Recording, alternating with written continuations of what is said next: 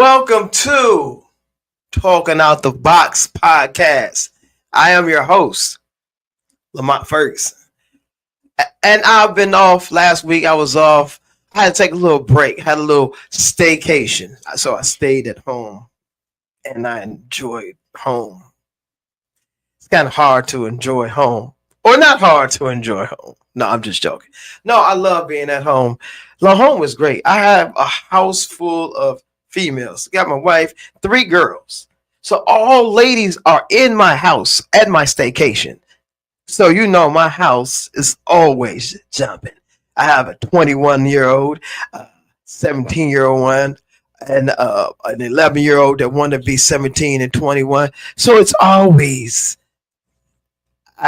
So I do have a first son, and that's Chase. That's my little dog, my little Jack Russell.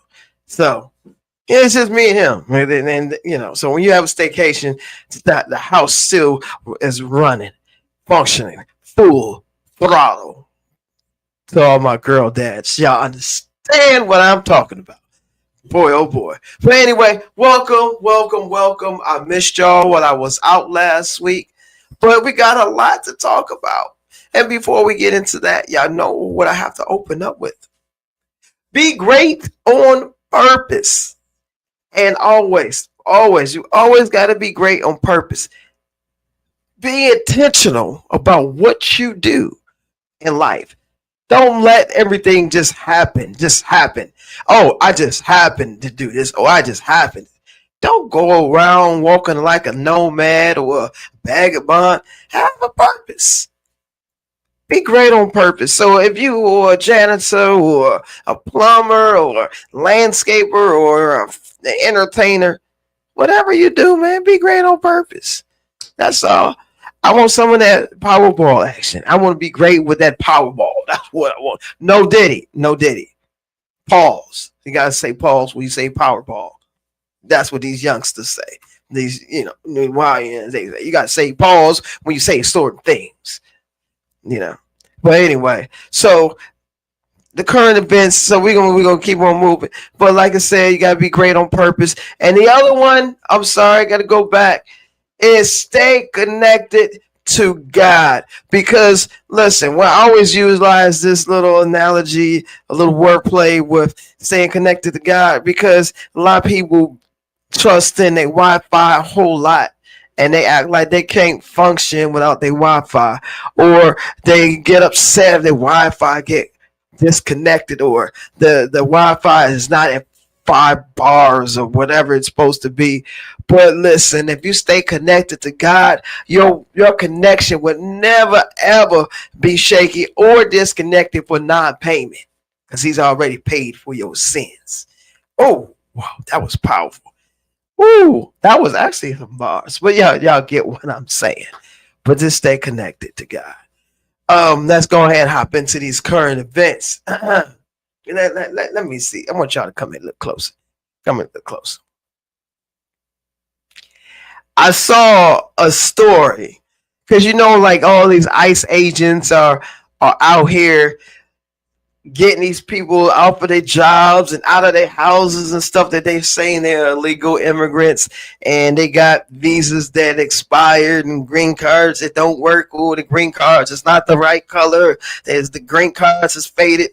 They trying to do all kind of stuff to get these people out of our country, which is it's ridiculous.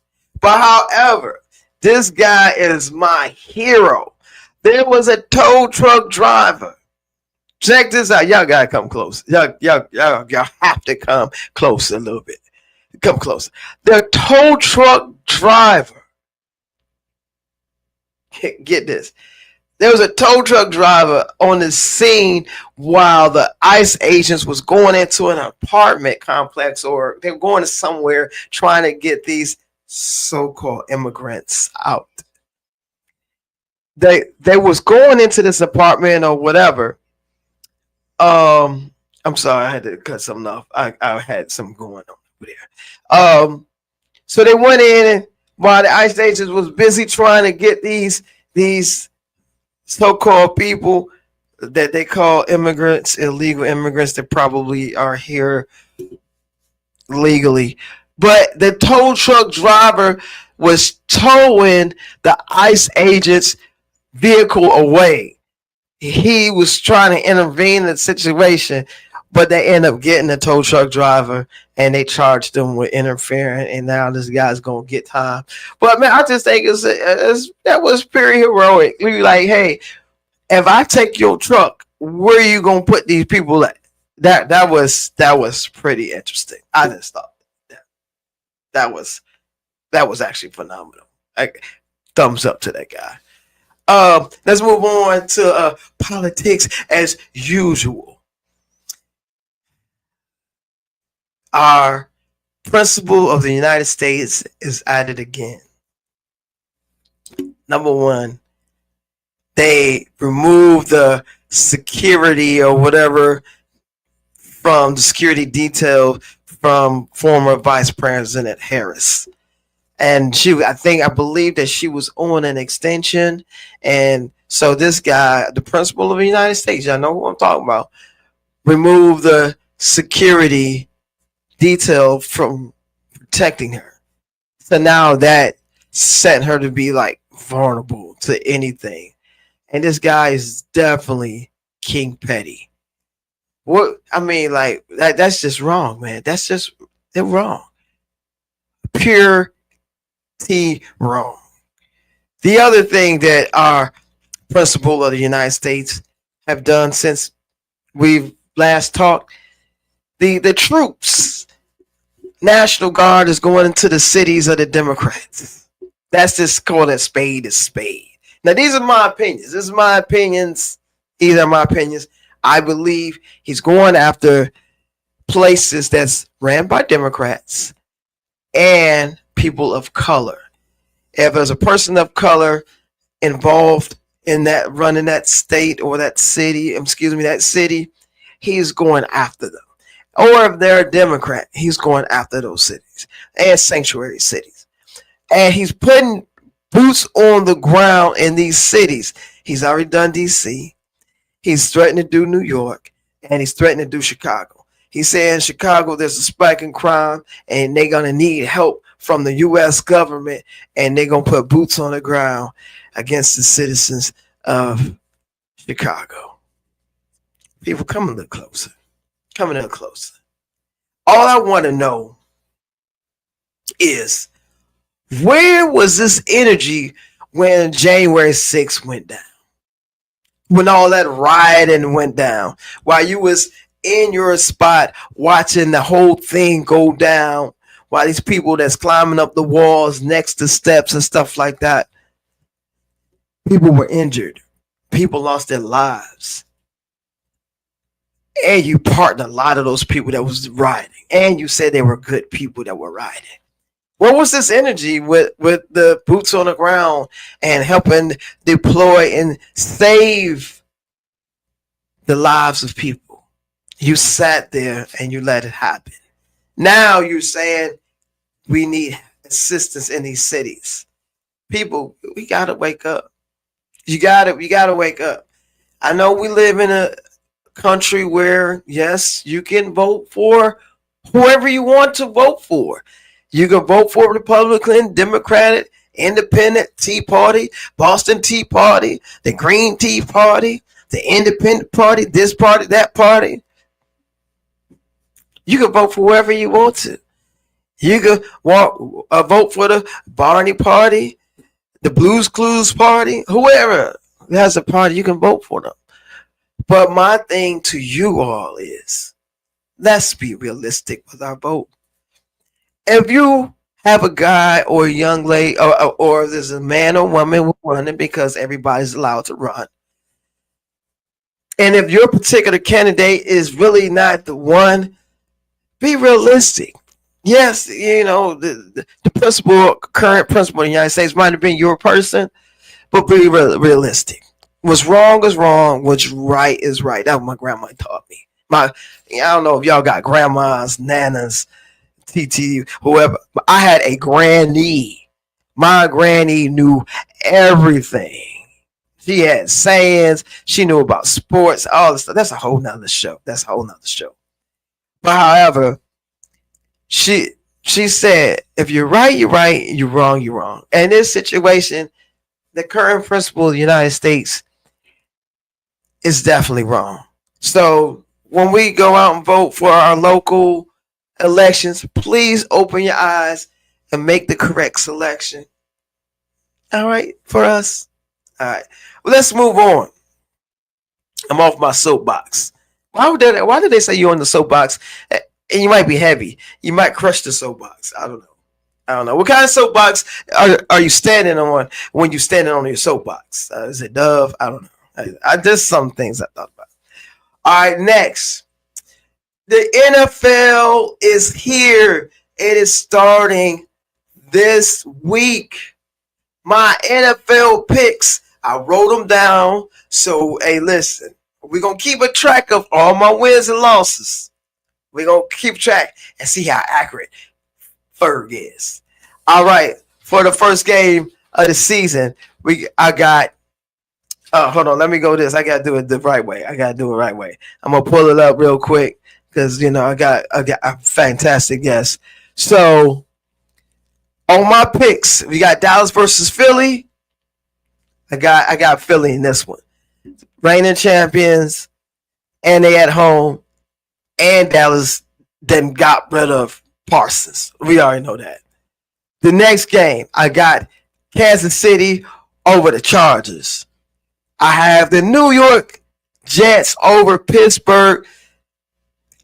Aaron Glenn is out to prove that he is a coach's coach. This is his first game of the year, first game coaching, and now he's out to prove that that is what he's supposed to be doing, coaching. We got New York Giants versus Washington. We got Washington on this one. They got a great team. Jane Daniels, phenomenal, and they at home. Come on, man. Russell Wilson, you ain't got nothing on this game. Tampa Bay versus Atlanta. I got Tampa Bay. Cincinnati versus the Cleveland Browns. Joe Burrow and the company, you ain't got nothing on the Browns at home. Myles Garrett is ready to, he's ready to do his thing because people was trying to get him off of that team, and he stayed. We got Miami versus the Colts. I got the Colts at home. Carolina versus Jacksonville. This is a no-brainer. This game is up in the air. It's probably about the weakest game of the first week of games. I'm going to go with Jacksonville. Trevor Lawrence, I believe he's not injured yet. He's always getting injured. But he's going to be firing on all cylinders. The next game, we got the Raiders versus New England. I got the Raiders going in New England, doing their thing because New England hasn't been the same since Brady left. And y'all know that. Arizona versus New Orleans. They got a lot going on in New Orleans, and then documentaries that they're releasing, and Katrina and all that stuff about Katrina. We'll talk about that in a little bit. I got New Orleans. Kyler Murray ain't got nothing on New Orleans. Tennessee versus Denver. I got Tennessee. San Fran versus the Seattle. I got San Fran. We got Detroit versus Green Bay. Ooh, this is going to be a good one. Michael Parsons may or may not be starting for Green Bay. It don't matter. I got Detroit. We got Green Bay's numbers. Houston Texans versus the Rams.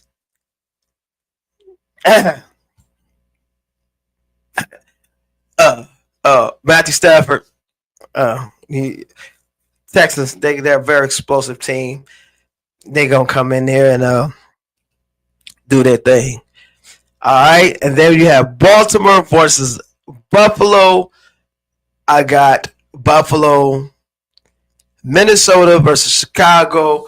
Ben Johnson is getting his shot at coaching. But I don't think he's ready for this game because Minnesota is ready to do their thing. That's Ferg's picks. I'm going to keep track of that. And we're gonna see how I do throughout the season. Last but not least, I got to do a movie review. It's the Ferg 5. The movie I'm going to review real briefly is Weapons. Weapons was a phenomenal movie.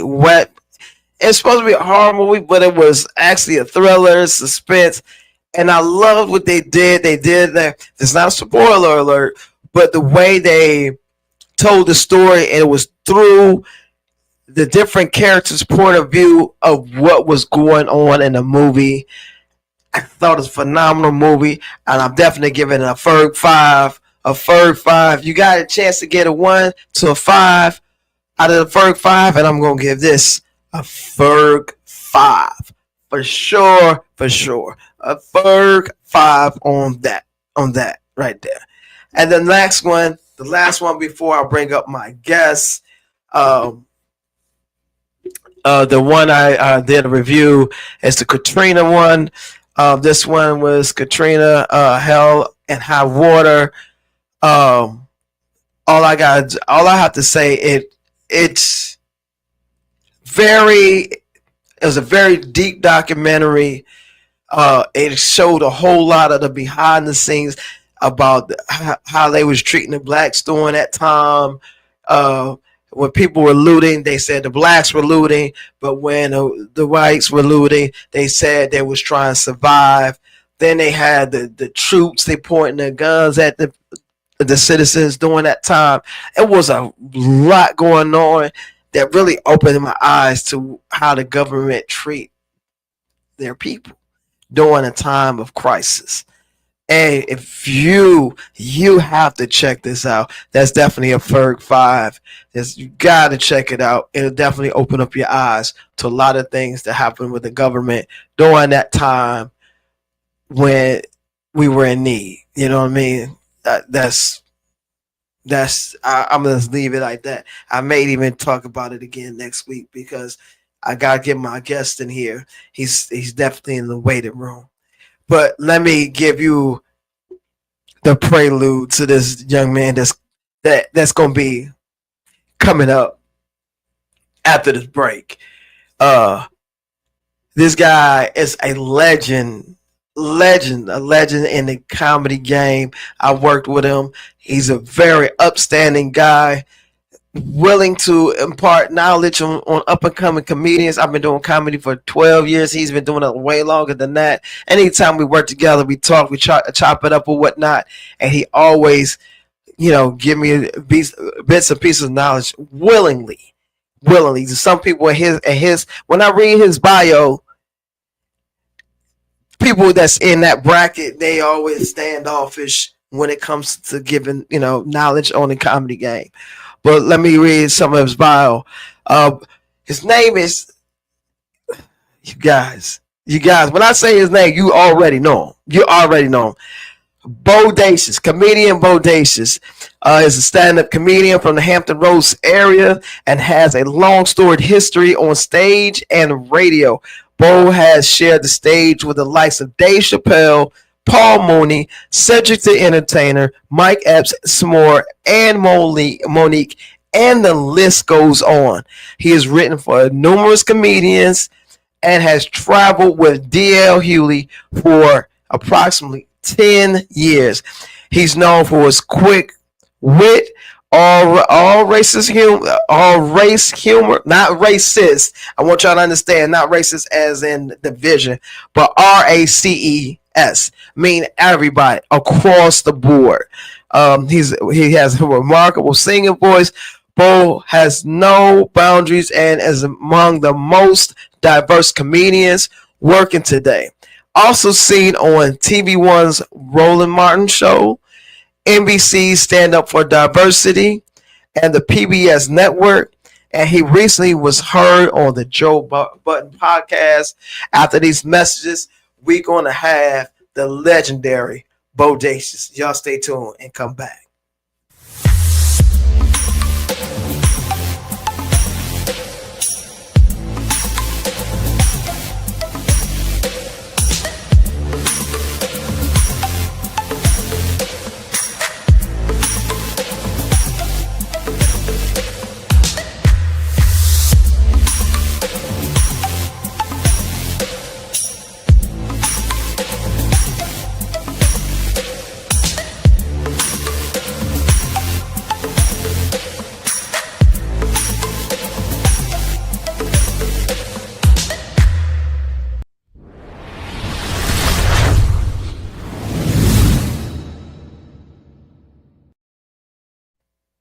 Yes, yes. We have the legendary him, the legend himself, Mr. Bodacious. Give it up. I mean, we gotta clap it up for you. You know what I'm saying?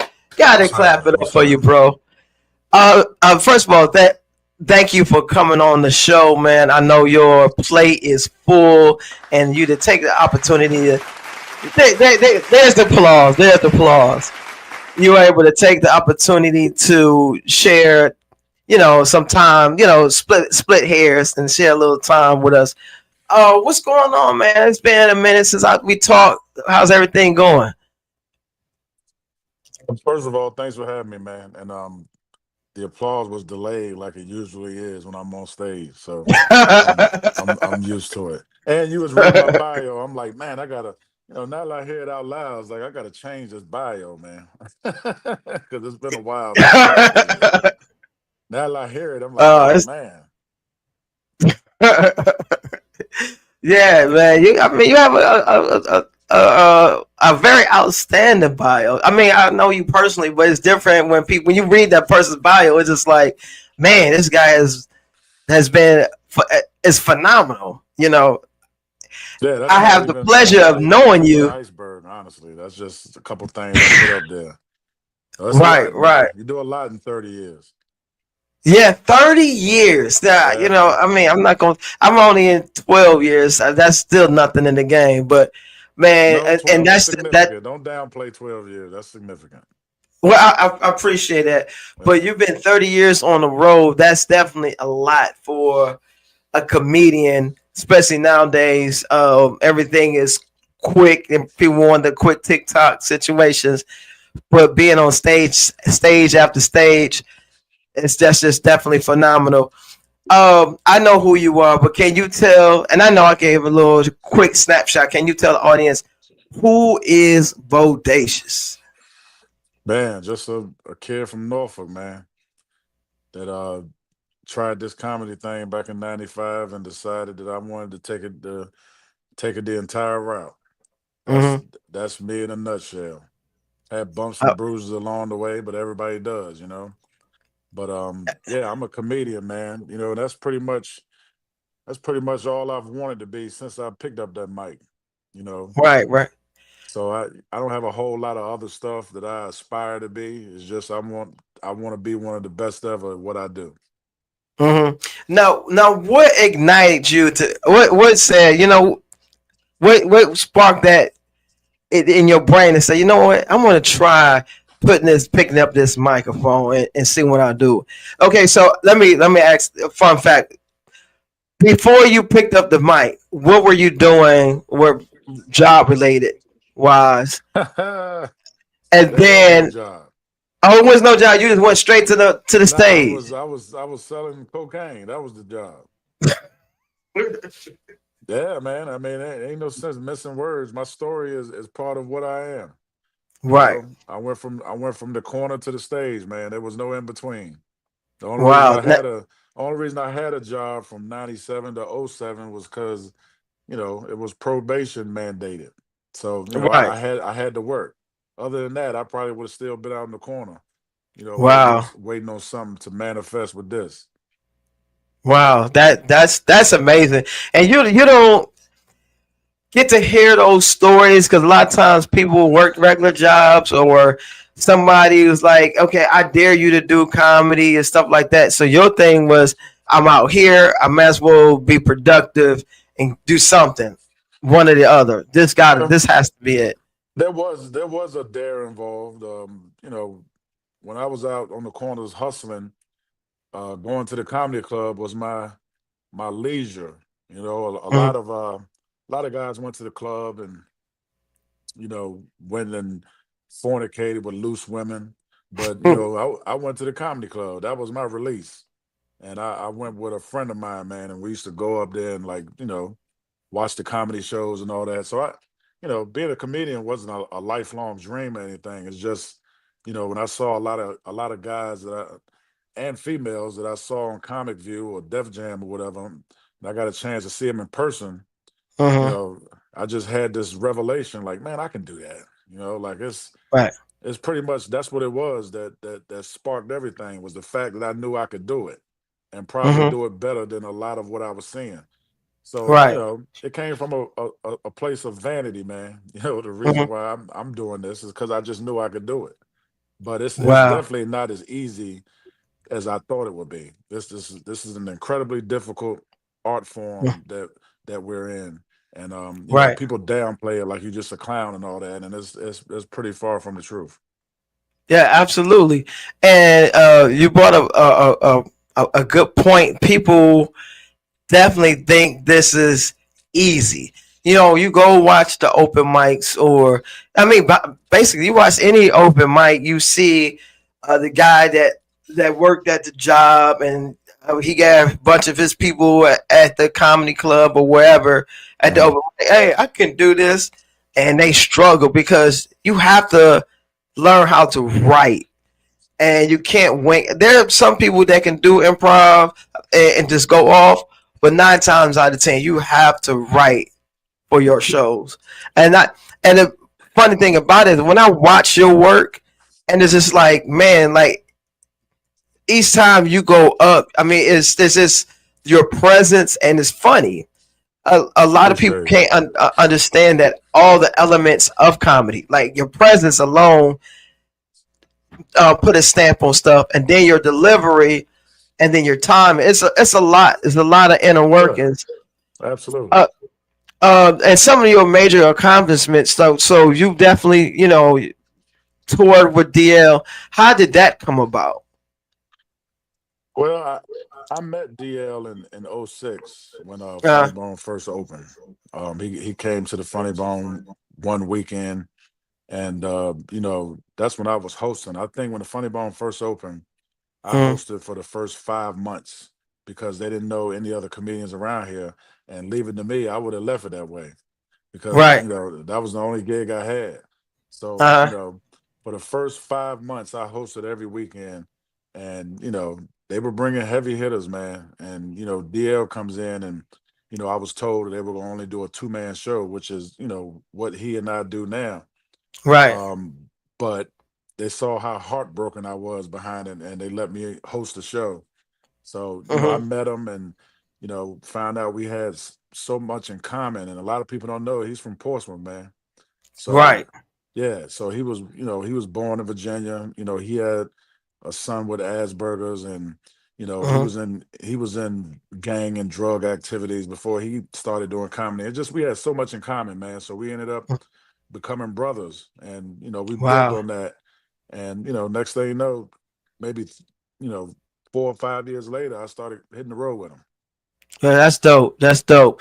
And Yeah. then another aspect, as a comedian, you write for other people. Now, how did you hop in that way? I know, like as a comedian, you try to wear as many hats to keep that your Yeah. home. You know what I'm That saying? Pay the bills and stuff. So, how did you jump into the world of writing for other comedians? Well, I think I started writing for other comics during COVID.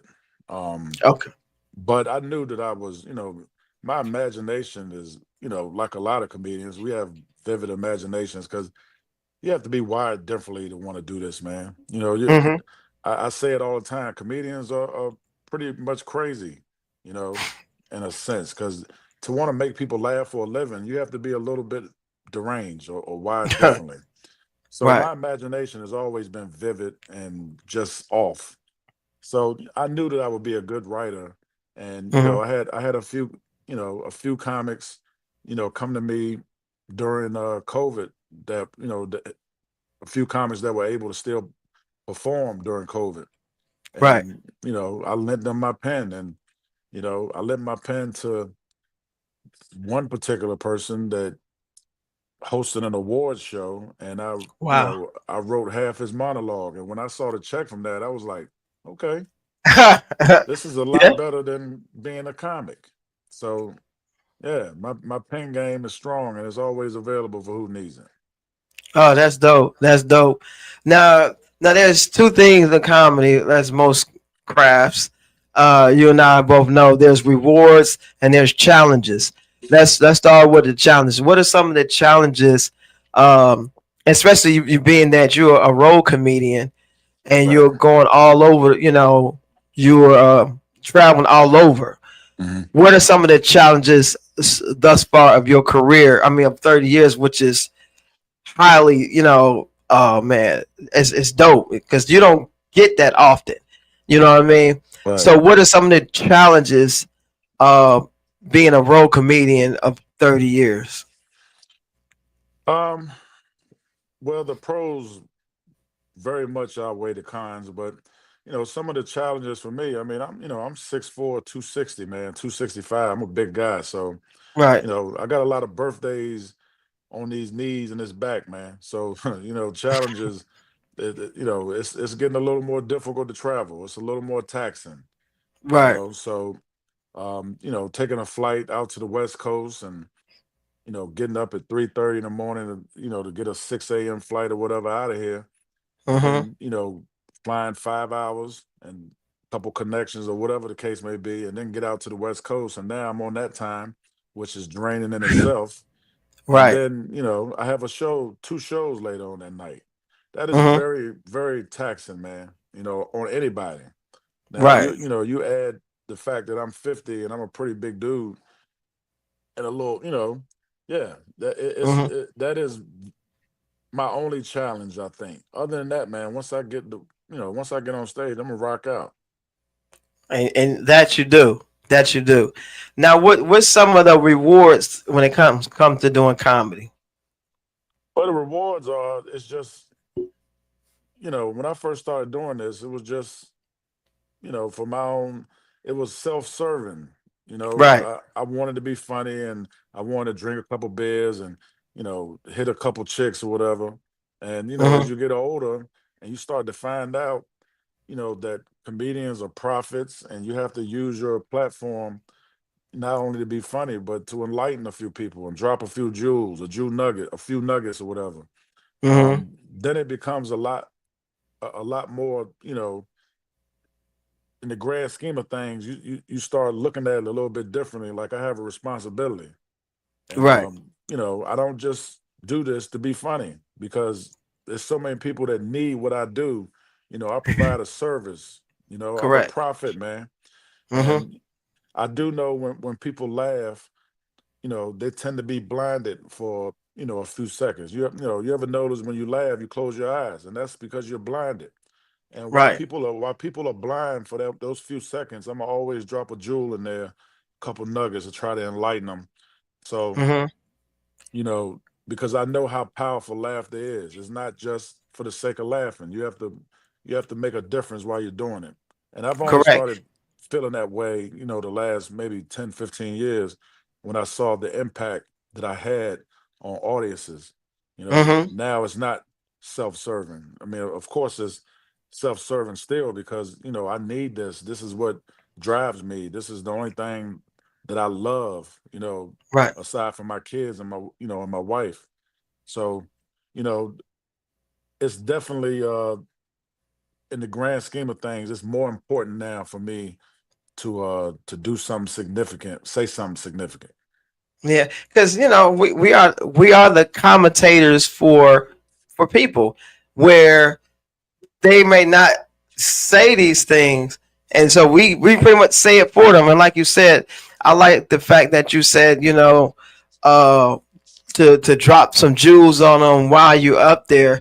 I like to utilize the same situation where we allow people to forget about their troubles for the moment, whether Right. they're getting a divorce or they got bills to pay, whatever they situation, whatever's going on for that moment, whether the comedian is hilarious or horrible, they're not thinking about none of that stuff. They're just thinking about the show at that moment, and whoever's doing comedy up there at the moment, they're Hmm. allowed to forget about their troubles, which Right. is that's our job as a comedian, and I love it. 12 years in, and just be able to bring joy to people, especially when people come up to me like, I don't usually like comedy shows, but I enjoy myself tonight. Though, Yeah. those are my highlights, personally. Also, I had a few people come to me after shows and tell me, wow, you know how much I needed that. That's when I Mm, started to focus on, okay, this is a service that I'm providing to people that they need. It's like being a doctor or whatever. right. You have something they need and something they desire, and something that's going to Mm, help them get through the next couple of hours or days or weeks or whatever. right. People, everybody's going through something, man. Everybody has something. Nobody escapes the wrath. Everybody Right. has something they're going through. So, Correct. knowing that, being aware of that, that's why I don't care if it's 5 people or 500, I'm always go out there and do what I do and try to uplift folks. Yeah, and that you do every time, every Yeah. time, and that definitely comes because you're seasoned and you know how to read a room, which is effective. You may have one way that you might come in there, but then you see how the audience is reacting to the other comedians, and you just switch gears, which is a skill in itself. A lot of comedians don't read the room, and it's an art form. Well, Um, it's a learned skill too, man. Like mm, when you've been doing this for a long time, you've been put in a lot of different situations, right, and you can't always say I've seen it all because you haven't, but correct. I've done everything, man. Every foreseeable situation, I have seen it. So Mm, when you have been in that, you adapt. So it's a skill, but it's also a learned skill. It's something that you acquire as you go throughout your travels and doing this. You know, I've mm, I've been in I don't know if you've ever heard this story before, but it used to be a gig in Carrollton or Ivor. Yeah, I think it was Ivor. Something uh-huh. way somewhere down there in Isle of Wight County.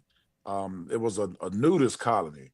And I don't even know if it's still there, but it was called I heard about Whitetail those. Nudist Colony. And they used to be a gig, man. Uh Back in the 90s, early 2000s, it was a gig. And you told jokes to people who were naked. Now, huh. mind you, at that point, I was still a very immature man. And, you're told straight up, don't talk about, the people. But, I'm a man and a young man, and all I'm thinking is I'm gonna see some naked folks. But Right. the thing is, the people in the nudist colonies are the people you don't want to see naked. So it was disgusting. I mean, it caused Wow. me to do my act, man, because it was like, please, I don't want to see none of these people. There was Mhm. no nice looking bodies I wanted to look at. They were all like melted ice cream. Oh, wow. And I do remember that. I remember somebody telling me that they worked that gig before, and it was It was like you four hundred said, dollars, man. That was a lot of there money was like back in the day. Yeah. they were looking forward to it because they news columns. I get to, bro. When Nah, it they was nothing to got look there, it forward was to. just like I'm gonna just do Gross. this and get up out of Yeah. here. $400 though, man. But they pay good though. Yeah, $400. I mean, I guess $400 back then was 1,000 or whatever it is today with inflation, but it was a lot of money. I did Yeah, it a and couple times. even now, shoot, a $400 gig for what 15-20 minutes. That's still not bad. Not It's bad still at all. significant. Yeah, people struggling, man. $400 goes a long way. Right. And before we get into the main thing, you're going to talk about that's coming up next week. What are your thoughts on the comedy game now? I know you've been in it 30 years. It has definitely evolved to a, a different game now. What are your Yeah. thoughts on it now? Well, I mean, just like the rap game and a lot of other things, it evolves. And Mm-hmm. when you're used to doing comedy a certain way or rapping a certain way, you know, you're not necessarily happy about where the game evolves to. But you have to adapt, man. And there was a point in my career where I was kind of, maybe a little salty about that. Mm-hmm. But funny is funny, and the cream will always rise to the top. One Correct. thing, one thing these new cats have to learn, man. I don't care how great you are online, you still got to be funny on stage. So if you're not, with your popularity or your millions of followers, Mm-hmm.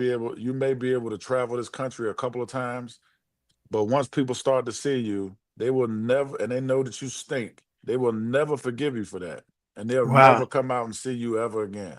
And that's why you're Yeah. going to see some of these people fall off the radar, which we are seeing. Mm-hmm. Yeah. Yeah. Absolutely. Before we go, we got to talk about that's what's coming up here at the Funny Bone in Virginia Beach. And The return of Apollo Night. I well, think not the what return, but the, it's a huh? reunion. It's a I'm reunion. sorry, the Yeah. reunion. Now I've been doing comedy 12 years, and I remember before I You, started, you guys were already doing it. it was a tale. It's been 12 and a half years since I did the last Yeah, show. Man. yeah. And people was like, because I was just thinking about it, and I was doing a couple of open mics, and they was like, "Would you do that?" I was like, "Nah, I'm not ready for nothing like that." Yeah, it So wasn't for the faint of heart, man. so tell us about how y'all got that started into how y'all end up doing this reunion on next Wednesday. You give us all the details of how they get tickets. But how did it start, and then how did y'all get this reunion going? Um, well, the Funny Bone came here in 2005, I believe. Or Mm-hmm. was it? It's either 2004 December or 2005 December. I'm not sure, but I think it was 2005. But like I Right, said, I hosted every show for the first 5 months, and which is a lot of shows when you think about it. But right. other comedians started to seep in, and they started getting weekends, and finally, the GM at the time asked me if I wanted, my own show. He was like, Mm-hmm. I know you can do it. You know, it'll be a more of an urban show. It'll be on Wednesdays, and you know, it's yours if you want it. And of course, at that time, I was like, yeah, I'll take it. And so I think February or March of '06, um, I started, or it's either, I think it was '07. No, it was Mm-hmm. '06. Started doing the Apollo night. That's what they named it. I didn't name it. But Right. that was their way of saying Negro night. So, and that's what it was. Wednesday, man. Every Wednesday, I did 350 people, man. And in this area, that is insane. Right. And when I tell you, sometimes we would turn away 100 people because Mm. it was that popular, and it held that popularity for 3 or 4 years. I mean, Wow. this was the place to be if you were a comedian, Mm-hmm. and everybody's touching my stage because everybody heard about it. Right. That's why Guy Torrey did his documentary on Amazon Prime about his night Fat Tuesdays out in L.A. Yeah, that was a good doc. Yeah, and he shouted me out on it. I remember that. Yeah, he shouted me because what I did can't be ignored, man. It was substantial. To Mm-hmm. have a urban comedy night for 7 years is nothing short of a miracle because it's Yeah. grand opening and grand closing when it comes to black folks and Uh, stuff like that. Unfortunately, that's not something I'm shining light on, but right. it's Right. only it's only been a few of us that have had a run that substantial. And it's like me and Guy Torrey and D Ray. I think he had his in Chicago. And it Mm-hmm. might be somebody else, but it's a very short list. I can count them on one hand who's held urban rooms for that long, especially once a week. This wasn't once a month. This was once a week. And I was And that's working a it. task. Yeah, I was doing everything, man. I had a job at that time because I was still on probation. Uh-huh. And, I would still pick comedians up from the airport, get them to the radio station, and, Mm-hmm. sometimes take them back to the airport. And then I would host a show at 10 o'clock. Now, keep in mind, this was a 10 o'clock show on a Wednesday, which is unheard of. Another, something that's unheard of, Mm-hmm. especially for Virginia. This is 10 o'clock is a LA or New York thing. Um, Right, right. but that's when they used to do shows on Wednesday. So there was a Wednesday show at 8 o'clock, and then there was a 10 o'clock. But Mm-hmm. everybody touched my stage, man, from you know Kevin Hart to Tony Rock and Guy Mm-hmm. Torrey and D Ray and so many comedians would come do my 10 o'clock show. And it was Right. it was it was significant, man. It ran for a long time, and it just started to lose its luster because they didn't want to put money into it. And you know, by this time, I'm seasoned, and I'm doing a lot of the show Right. up front because some of the headliners weren't all that great. So It lost Now, its luster, and then 2012 was the last show wow. in Now, December. how many people were on those shows? Uh, We did like 8 people, maybe something like that. uh Yeah, it was like 8 comedians. Sometimes it would be more than that, man. Those shows would go. It'd be after midnight we get out of there, man, on Wednesday, and then people will go to the club afterward, man. This was good times, and hmm they've been asking me for years, you should do another one, and I'm like, nah, I'm done, man, because 7 years doing a weekly show is a lifetime in this business, and Yes. I was just sick of it, man. I'm just gonna be hmm honest. I was sick of it, and I said no more, and I walked away. And Right. and maybe a couple months after I walked away, I started hitting the road with DL. So it all worked out for me. That's But good. somebody came to me a couple weeks ago and was like, "Hey man, we should do a reunion before they close the doors and move across the street." And I'm like, and I said no. hmm And you know, maybe a week after that, 2 weeks after that, I was in LA. And I did Tony Rock's podcast, and he asked me about the show, and he was like, "Man, didn't you used to host that Wednesday night?" And I was like, "Yeah." And he's like, "Man, you should bring it back." And man, I don't know how I let him convince me, but it's like when I walked out, once you see it from another comic's perspective, man, that's done stuff like that or has a significant career. You listen to him in a different light. Um, hmm but when I walked out of there, I called the guy I said no to, and I told him, "Let's do it." So here we are. Don't make me regret this. Right, right. Now,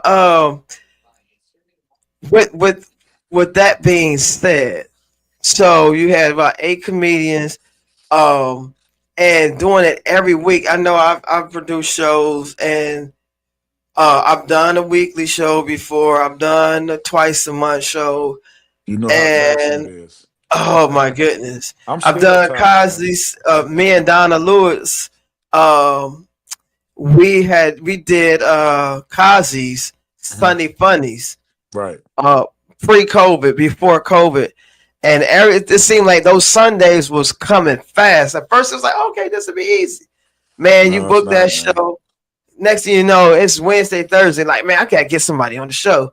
And she was Hmm. real organized. So she had a doggone spreadsheet of people that we've already put on and people that we Right. need to put. Man, even with that organization, she it was still taxing. So I Yeah, it can is, man. I get it. And then, but yours is definitely even more taxing because like Airport, Sunday Funnies is radio an early station. show. Yeah. Is a is an early show. So for Apollo Night, that was a late show. So every Hmm. Wednesday from 10 to 12, going through all these acts, whether they're great or not great, is still every Wednesday. And for 7 years, Hmm. Yeah, that I'm still tired, man. A lot of these grades I got came from that time period. right, right. So Yeah. tell everybody about the show. How can they get tickets? Yeah. Of course, we know it's going to be at the Funny Bone, and who's going to be on the show. And I know you said a special guest, and you definitely can't reveal that. Yeah, I can't But reveal that, but it's a very, very special guest. Um, I'll just say, mm, what can I say? If I say it, it's gonna give it away. no, yeah, Yeah, we I can can leave it. say it. Yeah, But yeah, yeah, like always, I always had drop-ins because people love to be a hmm part of what I had going on. But September the 10th, man, we are a week away from today. right, September the 10th at the Funny Bone, man. It is gonna be epic. I'm hoping that it's epic. If not, then you know, at least we put the show to bed for good. But right, yeah, man, I of course and my man Angus Black, who was always I don't want to say sidekick, but that was my go-to guy. When I went right, in there, right. he hosted it and he was always a primary part of it. So hmm yeah, Angus Black is gonna be on it, Antoine Scott and Jay Ski from Richmond. right. They were always on my show. Um, Monty Rogers was always on the show. He's going to be there. James hmm Lawson from Richmond. Richmond was always an integral part of Apollo Night. Those guys drove down here, man. And drove back on Wednesday nights just to come down here and get a spot. Um, Quincy Carr is going to be on the show, another Mhm. homeboy of mine, and it's going to be, maybe a few guest spots or whatever, but it's going to be, it's going to be, it's going to be epic, man. It'll be Right. nice to be back in that environment after 12 years. Everybody, has attained a level of success, Mhm. and since then, and it's been comics that have become successful, man. Um, Right. they've been catapulted to success. Catapulted. Yeah, Shot into the atmosphere. from doing my show, man. Mhm. A lot of people don't know Jay Farrow started on my stage. I ain't gonna Wow. say that was his first show, but But yeah, yeah, yeah, he shaped himself, you know, on that stage. can Um, we pull up the flyer again? The lineup is phenomenal, oh phenomenal. yeah, for a Wednesday night show, yeah. And this I used to mean, be this used to be like a typical lineup, man. wow, Which is crazy. That lineup looked just like that 80% of the time. It was wow, always some dogs on that show, man. And you had to be a dog because, you yeah, know, 757 ain't gonna settle for less. correct. Did y'all get that? It's September 10th, a Wednesday night, and what time was the show? I believe it's 8. I'm not sure Eight. about that. I think it's 8 o'clock. Okay. Yeah, ain't no more 10 o'clock on Wednesday shows around here, but check vbfunnybone.com. Don't quote me because I'm not involved in the tiny Intricacies. Yeah. of the show. I Intricacies. just know I'm Yeah. hosting it per usual, and I'm a host the hell out of it. I can say hell in a regular Absolutely. way. And I'm definitely looking forward to it. Like Bodacious said, it's the Apollo Night reunion Wednesday, September 10th.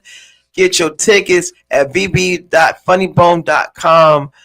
And man, I appreciate you coming through on the show.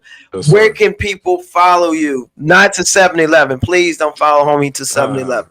But um, my but where can they platforms find you at? Follow you at? my platforms are Twitter and Facebook. Well, not whatever it is, X and Facebook and Instagram. If you put Bo last name in, you should be able to find me everywhere. I think Mhm. Facebook is Bo last name Dacious, and yeah, X and IG is Bo last name. Those 3 words: Bo Bo last LAST name NAME. Bo last name. Got you. I ain't one of these online dudes, and so you ain't gonna see a whole lot of content, but I got some funny Right. stuff up there I do every once in a while. I'm just not gonna be pressured to do it. Oh yeah, I got you. I got you. But definitely, I appreciate you showing the love, coming on the show as always. I am gonna be there in attendance. Man, I'm looking forward to it as a fire lineup that people should not miss. I mean, Absolutely. it's hard. But I definitely appreciate you coming on, and we'll be chopping it up next Wednesday when I see you in person, bro. Yes, sir. Thanks for having me, man. All right, man. You have a good night and be easy. All right, y'all do the same. All right. Man, what an amazing, amazing, amazing, amazing, amazing, amazing show. Hey, can y'all put up the fly again? But man, yeah, it's gonna wait, hold on. Let me no, y'all good. I'm gonna look at it like I'm trying to look at it the right. Oh yeah, there it is. I was trying to look at it like yeah, and the way I'm looking now, this show is huge. Just as I'm looking up at the flyer, this show is huge. Hosted by Bodacious. Yeah, James Lawson, Quincy Carr, Antoine Scott, Angus Black, Jay Ski, Monty Raj, and special guests and more. Thank you for bringing up that flyer. I appreciate it. And if you're a fan of comedy, if you're a fan of comedy or you're a comedian in this area, you got to slide through. You have to slide through. It's like you have to wash up in the morning. You have to come through the show. Yeah, it's a must. It's a must. And might be airing this show On Tuesday, we just gonna replay this show. How about that? On Tuesday, we're gonna replay this show. So the people that didn't see it tonight, they will see it tomorrow on Tuesday night, so they can get their tickets for this show. It's phenomenal. I got some things going on too. I listen. I have a show that I wrote a while ago. This is a stage play. It's called Until Death Do Us Part. It's a phenomenal show. I'm not I'm not saying it's phenomenal just because I directed and wrote this show. The cast is phenomenal. We had rehearsal last night, and when I say they are bringing the heat, they're bringing the funny, they're bringing the drama. It's a lot going on. There's so many levels to this show. It's a show based on relationships and autism. You gotta be there. You gotta be there. I'm gonna update the information on this because I got a word today that we're gonna be moving this show to November 1st. But listen, the show gonna be fire. We moved it to November 1st because I want to put some more, as a director, I want to put some more seasoning on it. Because what we have right now, what we got right now going on with this show, it's phenomenal. But we putting some more seasoning on it. And by going from September 27th to November 1st, come a little close. Come a little close. By it being November 1st, we're gonna have some more seasoning and stuff on it. And when you mix up the meat, you put the season. Pause. You gotta say pause or no homo or all that stuff when you reference certain things. Know how you making hamburgers and you get the season and you put the seasoning in and the pepper and the other stuff going on, whatever you want to put in your hamburger, the green peppers, and you take it and you season it. Because you season it because you want it to taste right. Like, you don't just take a hamburger and put it in a pan without seasoning. You take the hamburger and you put, because it's going to taste nasty. If you don't put no seasoning on it, you just take it out the pack and throw it in the bowl, it's going to taste nasty. I guarantee you that. But when you add your little pepper, your seasoned salt, your onion flakes, or your green peppers, and you season it just right, and you put it in the bowl. On the pan. And, before you put it in the pan, you make the patty, and you put it in the pan and let it fry, or you put it on the grill or whatever. It comes out great. It's very seasoned. And this show, November 1st. At the Family Fun Experience Theater. That's where it's going to be held at. And it's going to be a phenomenal show. And although, yes, that's on the ocean front, people are going to worry about parking. There's going to be no issues with parking. No issues with parking. They have food on deck. Of course, the food is not free, but the food is phenomenal at this location. The food, they got drinks, and for those who want to be social drinkers, they have drinks, and it's a phenomenal place. Just make sure you just follow my updates, and then October 8th, our midweek comedy relief is going to be coming October 8th. So it's a lot of stuff jumping off. I didn't mention a lot of up front because, we had a lot going on with the show. But don't forget to get your tickets for the comedy show that's coming next week. And it's the reunion, the Apollo Night reunion hosted by Bodacious with a very funny lineup. It's been great talking to y'all tonight on this day, wonderful Wednesday. Remember, be great on purpose, stay connected to God, and let your faith be bigger than you. Y'all have a great night. Signing off. Until next time. God bless.